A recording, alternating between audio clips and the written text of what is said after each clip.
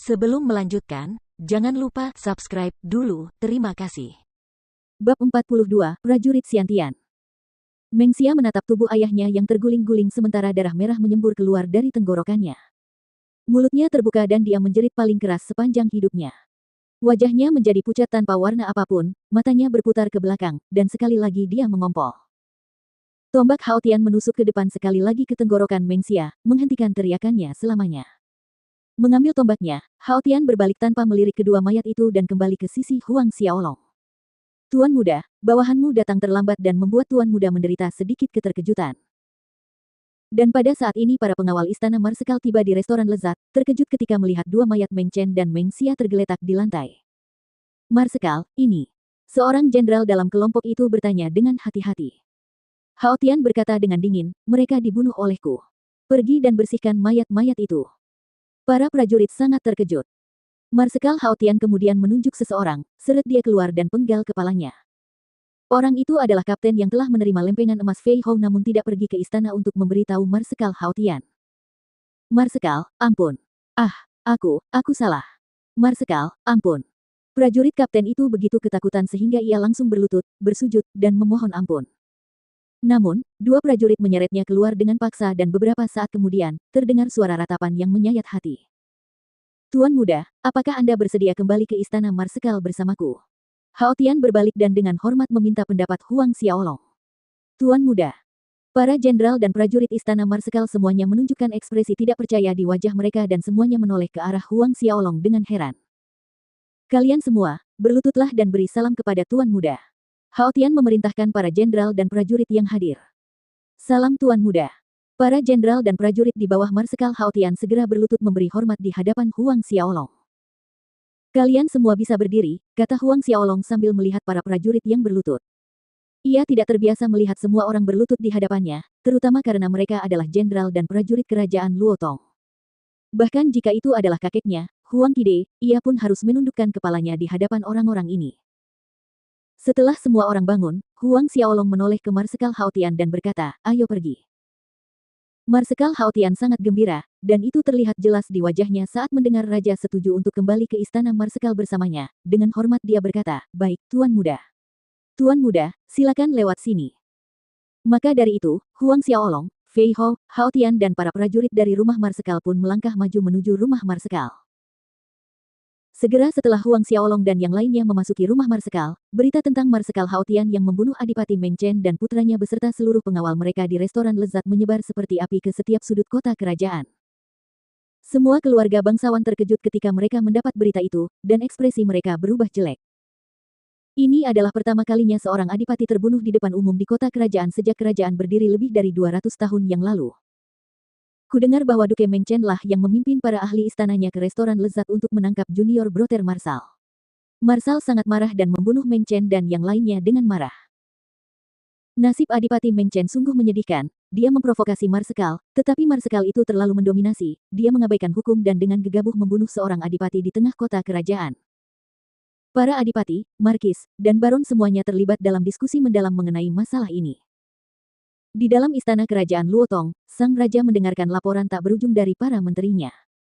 Sang raja ragu sejenak sebelum melambaikan tangannya dan berkata, sekarang saya mengerti masalahnya. Kalian semua boleh pergi sekarang. Semua menteri yang hadir terkejut ketika mendengar ini, tetapi mereka tidak berani berbicara sepatah kata pun lagi. Mereka diam-diam meninggalkan aula besar itu sambil mengetahui bahwa Adipati Meng Chen dan putranya mati sia-sia. Karena raja tidak mengatakan apa-apa, maka itu berarti raja telah memutuskan untuk tidak melanjutkan masalah itu. Malam pun tiba, dan bulan bersinar terang.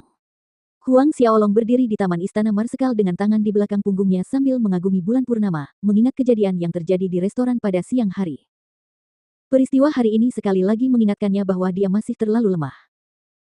Meskipun usianya baru 9 tahun dan telah mencapai puncak Ordo kelima akhir, sementara bagi yang lain ini mungkin luar biasa, dibandingkan dengan para prajurit Ordo ke-7, ke-8, dan ke-9, kekuatannya masih sangat tidak berarti. Terlebih lagi, Marsekal Hao Tian melompat dari atas burung condor dari ketinggian dan hanya dengan satu lambaian tombaknya, ia dapat membunuh lebih dari selusin prajurit Orde ke-8 dan ke-9 sambil melukai 2 prajurit Orde ke-10. Tingkat kekuatan ini jelas bukan sesuatu yang dapat dilakukan oleh seorang prajurit Orde ke-10, oleh karena itu, ia pasti berada di atas seorang prajurit Orde ke-10 akhir.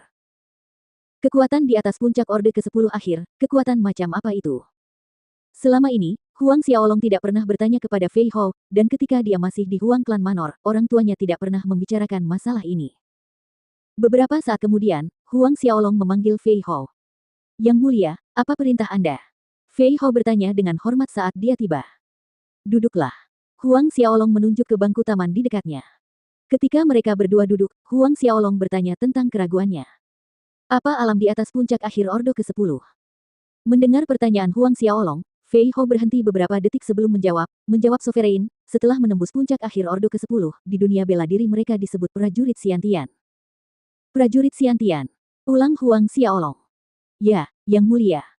Fei Hao mengangguk dan berkata, roh bela diri kita menyerap energi spiritual untuk diubah menjadi ki pertempuran di meridian kita, dan ki pertempuran dapat menempa tubuh. Tahap awal seorang prajurit, dari orde pertama hingga ketiga dapat menempa otot, orde keempat hingga keenam memurnikan urat, dan orde ketujuh hingga ke-10 menempa tulang.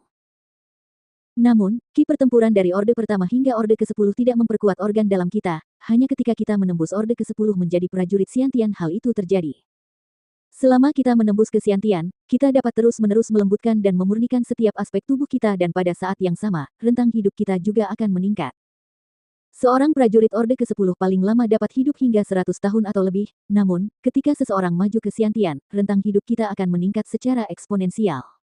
Secara umum, seorang prajurit Xiantian dapat hidup hingga 100 tahun dan puncak Xiantian hingga 300 tahun. 300 tahun. Huang Xiaolong tercengang. Fei Hao mengangguk, benar sekali, sekitar 30 tahun yang lalu, kakak senior sudah mencapai tingkat Xiantian. Kakak senior Hao Tian terlihat seperti berusia 70-an, tetapi sebenarnya, usianya sudah lebih dari 100 tahun. Huang Xiaolong terkejut, dia tidak pernah membayangkan bahwa Marsekal Hao Tian berusia lebih dari 100 tahun. Fei Hao melanjutkan, ketika seseorang mencapai prajurit tingkat ke-7, Laut Qi akan terbentuk di dekat dada, dan akan berubah begitu kita menerobos ke Xiantian dan Laut Qi akan mengembun menjadi bentuk cair. Itulah sebabnya ki pertempuran prajurit Xiantian mengandung lebih banyak kekuatan. Tidak hanya itu, semangat bela diri kita akan berevolusi dan kemudian dapat berubah menjadi entitas fisik yang nyata. Semangat bela diri bisa menjadi makhluk fisik yang nyata. Mata Huang Xiaolong membelalak karena heran. Jika semangat bela diri bisa berubah menjadi materi, apakah itu berarti semangat bela diri bisa dipanggil untuk berperang? Ya, Yang Mulia, Fei Hao menganggukkan kepalanya, berkata, semakin tinggi tingkatan roh bela diri, semakin kuat roh itu setelah berubah menjadi tubuh fisik. Misalnya, kakak senior Hao Tian memiliki 10 roh bela diri tingkat atas, singa neter ke-8. Ketika dilepaskan, tidak ada banyak perbedaan dalam kekuatan mereka. Mengatakan tidak ada banyak perbedaan dalam kekuatan mereka berarti bahwa semangat bela diri setara dengan ahli tingkat Xiantian lainnya. Ini adalah kesenjangan antara seorang prajurit Xiantian dan seorang prajurit Hao Tian. Huang Xiaolong juga memikirkan sesuatu, pada saat dia menerobos ke alam Xiantian, roh bela dirinya akan dilepaskan dalam bentuk fisik dan karena roh bela dirinya adalah naga kembar, tidak bisakah dia terbang ke langit dengan satu kaki di atas naga hitam dan kaki lainnya di atas naga biru? Dengan bakat bela dirinya yang luar biasa, seberapa dahsyatkah kekuatannya saat ia memasuki wilayah Xiantian?